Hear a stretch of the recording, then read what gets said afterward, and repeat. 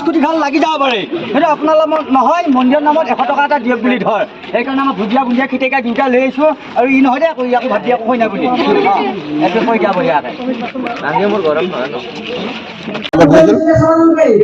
লক্ষ্মীমণি হাজৰিকা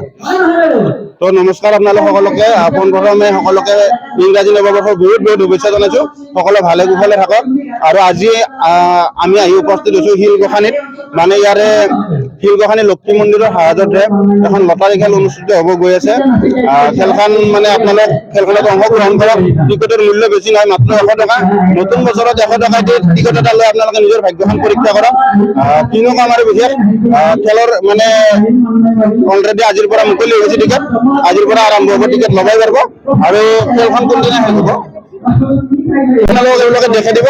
গম পাই যাব কোনদিনা শেষ হ'ব বঢ়িয়া আৰু ধন্যবাদ অসমৰ ৰাইজক মানে কওঁ আৰু সকলো ভালে কুশলে থাকক আৰু এটা কথা কওঁ নৱবৰ্ষ মানে কি আচলতে আপোনালোকে 2024 বছৰটো এনেকুৱা এটা টাৰ্গেট লওক যিটো টাৰ্গেট মানে 24ত মই পূৰণ কৰিম তেতিয়া আচলতে বছৰটো হেপী হ'ব কোনোবাই হেপী নিউ ইয়াৰ বুলি ক'লে হেপী নহয় আপোনালোকে নিজৰ সপোনগিলা পূৰণ কৰাত লাগি যাওক তেতিয়া নিশ্চয় বছৰটো হেপী হ'ব হ'ব অসমবাসী ৰাইজক নতুন বছৰ আপোনালোকৰ জৰিয়তে বহুত বহুত আন্তৰিক শুভেচ্ছা জনালোঁ আৰু শিলগোসানী থানত আহি সঁচাকৈ ভাল লাগিল আৰু ইমান ধুনীয়া এখন এই খেলা আয়োজন কৰিছিল আমি প্ৰতি বছৰ আহি থাকোঁ আকৌ বিশাল খেলা হয় কিন্তু আমি বহি বেচা টিকেটৰ পৰাই মানুহে বহুতখিনি গাড়ী পাইছে ঠাই পাইছে সেইকাৰণে এই বছৰ আহিলোঁ আহি সঁচাকৈ নতুন বছৰত ভাল হ'ব বুলি আশা কৰিছোঁ আৰু আপোনালোককো বহুত বহুত ধন্যবাদ ইমান কৰ্মব্যস্ততাৰ মাজত আহি আমাক এইখিনি সময় দিয়াৰ কাৰণে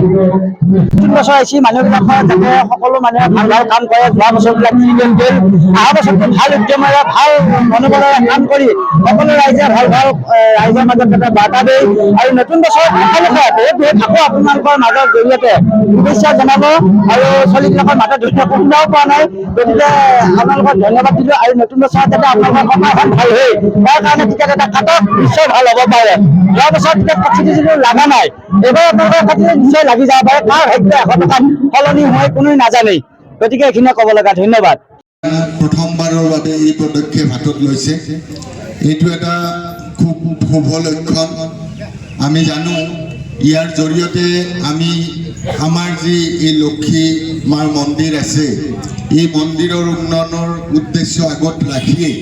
আমাৰ এই খেলখন অনুষ্ঠিত কৰা হৈছে আৰু এই উপহাৰ মানুহে বিভিন্ন ধৰণে আমাৰ ইয়াত উন্নয়নৰ কাৰণে দান বৰঙণি আগবঢ়ায়